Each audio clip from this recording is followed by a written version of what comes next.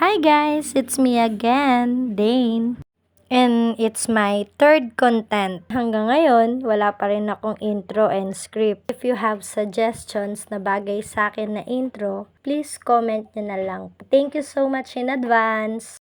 Nag-try nga pala akong mag-grab motor para mas ma-explore ko ng maayos ang city. Kasi kung mag-grab car ako, ayan, kita nyo naman, mas stuck lang ako sa traffic papuntang Jod Fair. Shaky lang, tsaka medyo mabilis ang driver dyan. Na-try ko na rin namang sumakay ng motor sa highway or sa EDSA before nung nag-work ako sa Makati. Kaya okay lang. Parang normal lang naman, hindi naman ako masyadong natakot. Feeling nasa Pinas lang. Papunta nga pala ako sa Jod Fair niyan para mag-food trip and window shopping.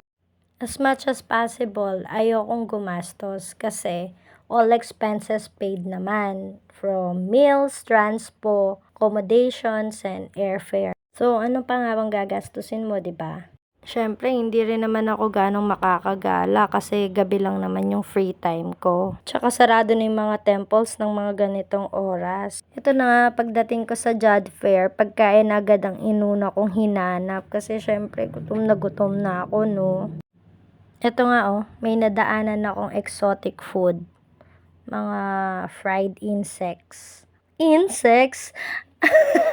Ano yan?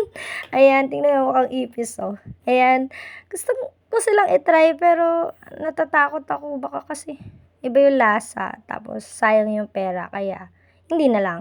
Para nga akong eng-eng dyan kasi pabalik-balik ako sa mga food stall, tinitingnan ko kung ano yung kaya kong kainin. Tingnan nyo naman, oh. Syempre, gutom ang person, kaya dapat masarap talaga, ba diba? At dahil sa kaartihan ko, nauwi rin ako sa mga sushi.